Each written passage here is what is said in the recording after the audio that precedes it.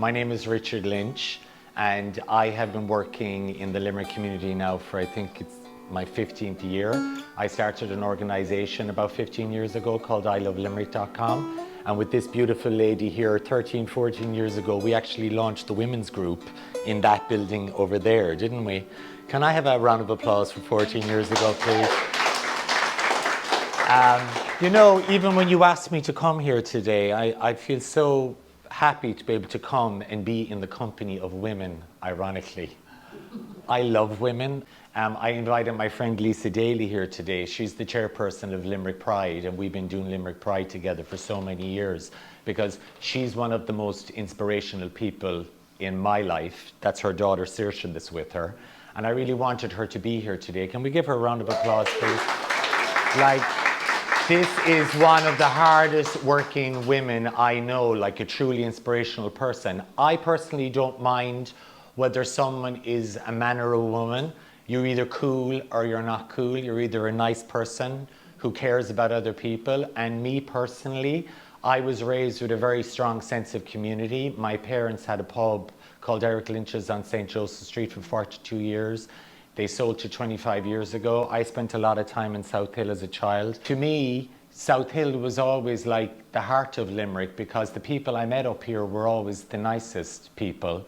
And yet it used to get this horrible rap in Limerick. And then in the meantime, Limerick used to get this horrible rap in the national media. We were everyone's scapegoat. Everyone loves to kick Limerick. And Limerick has always been the underdog, just like Southill was the underdog back in the 80s when I was growing up. Everyone always had something negative to say about it. I don't believe in speaking and focusing on the negative. I believe in focusing on the positives, the beauty. Like the fact that all of us can come here together to show support to one another. I think after the pandemic, we all have post-traumatic stress disorder. I don't know about the rest of you, but I've been struggling with my mental health the last 6 months. I feel fine now the last 3 weeks, but the last 6 months of 2022, I was in the worst headspace ever. I was like going to sleep with anxiety, waking up with anxiety, I tingling down my hands. I couldn't figure, excuse me, I can't curse in front of Saoirse. I won't curse in front of Saoirse. What's going on with all of us at the moment? We're all like even with my family on Christmas Day, we were all together for the first time in so long. I didn't know how to be around all my brothers and sisters together. We haven't been together in years. The reason why I'm here today is because this is good for my mental health to be around all of you and to show each other that we all care about each other, that we're all a community, that we can all like lean on each other when we need to lean on each other. We can be there for each other when we need to be there for each other. And I think like this, like stuff like this, like the Southside Womens Sheds, this is the heart of what's important in Limerick and Limerick communities to me. Because without this, we have actually nothing. There's nothing to grow from. There's no foundation. Like I could see that when you all arrived today, you're all having your natter, you're going out for your fag, you're all hanging out, you're telling each other, oh my God, her last night, see it's like whatever. We all need to be together. Like we're humans. We all need to be there for each other. We all need to love each other. We all need to support one another. And I think we've all been pulled away from that and we need to get back to it. Like I work with St. Munchin's Community Centre, Cleanest Foundation. I work with all these charities, all these groups that are constantly trying to help people.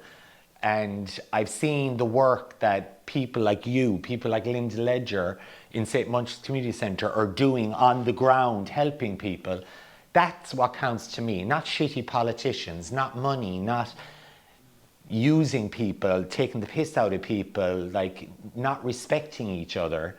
Like we're all here today to respect each other. That's why we're all here to support. That's why I'm here today, because I feel this is more important than anything else that I could be doing. Do you understand me? Like this is it. Like without each other, we have actually nothing. You know, and I feel like coming together, like the sheds were set up for mental health. That's why they were set up to begin with. Because as humans, like, I'm going to be rude, everyone's shit's the same color. We all have a cross to bear. Like, Like we all have our own demons. We're all struggling with something that most of the time we can't share with anybody else because we're afraid we're going to be judged. We're afraid we're going to be cast out. Like me growing up, like I had the shit kicked out of me for the first 15, 16, 17 years of my life. I was like murdered. I had all these mad experiences. I think I told you over the phone one of them recently. And I'm now in my 50s and I'm looking back and going, what happened?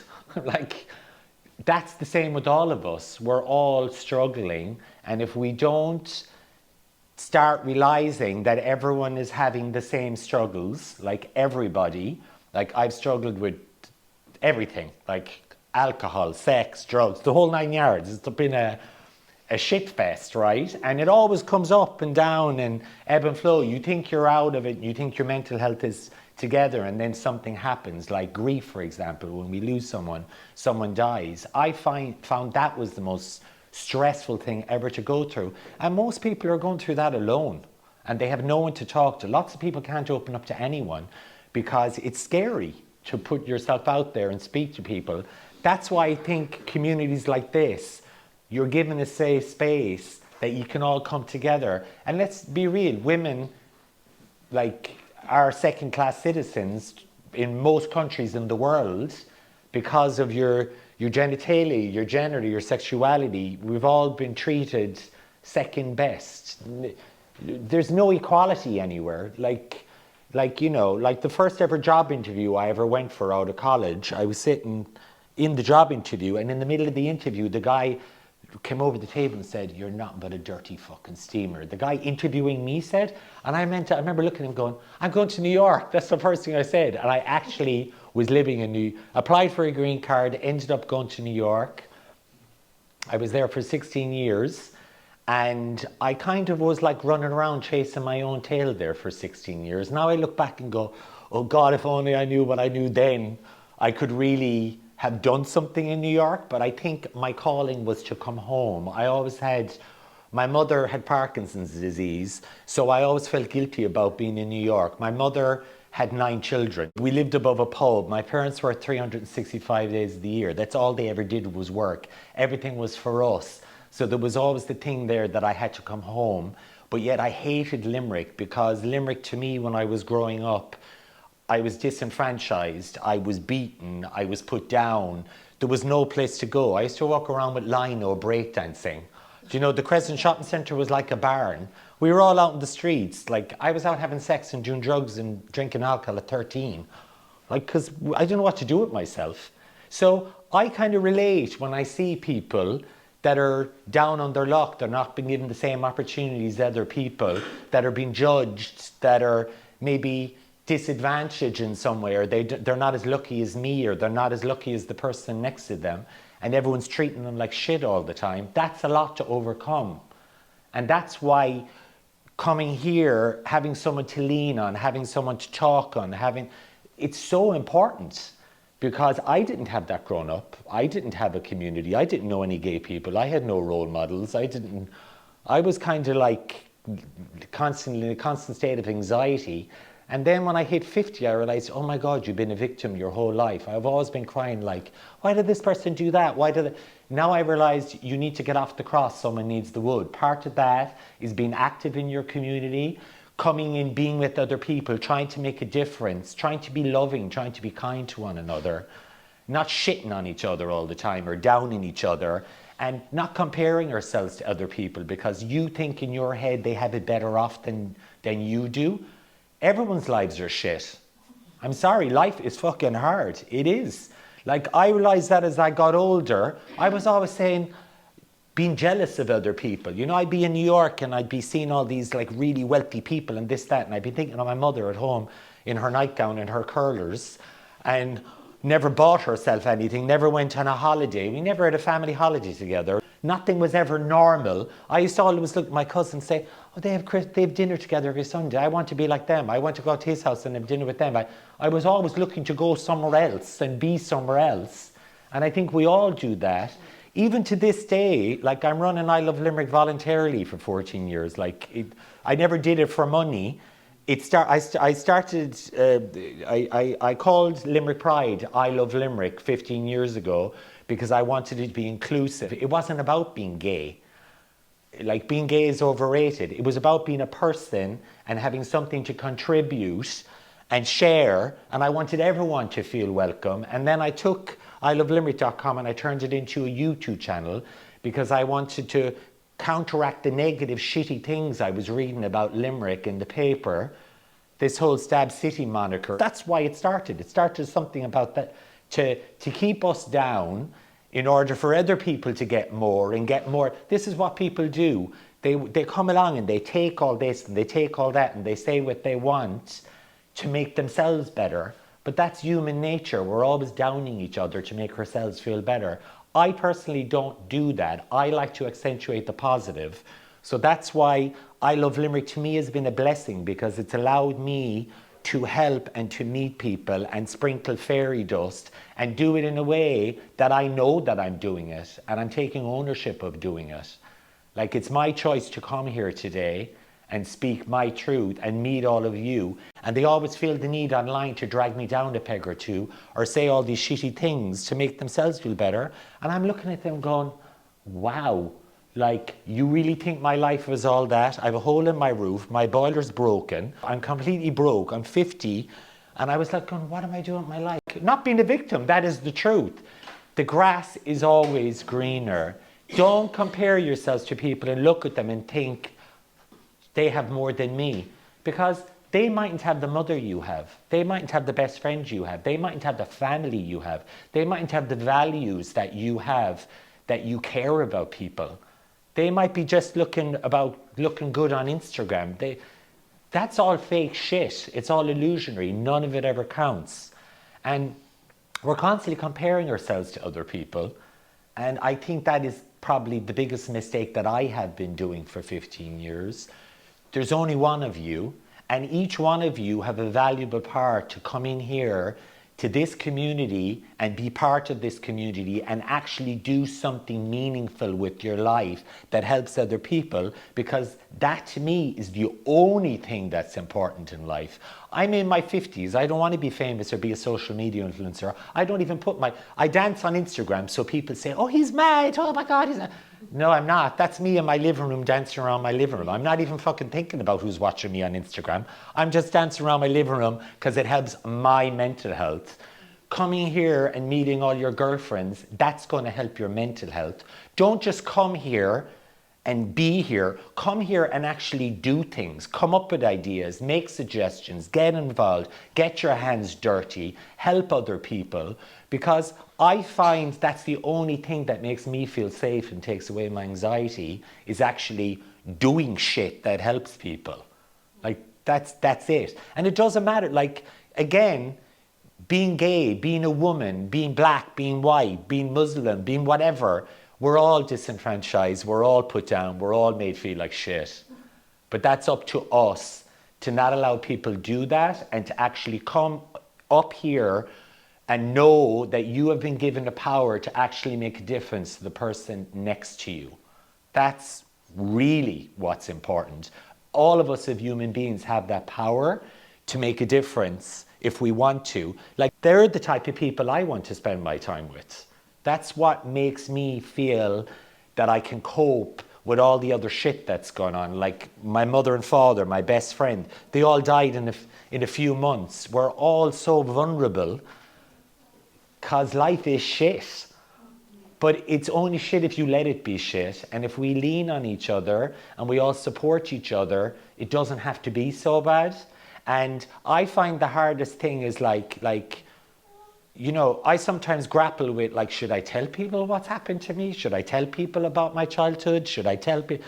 And then I say no, because they'll end up hurting you.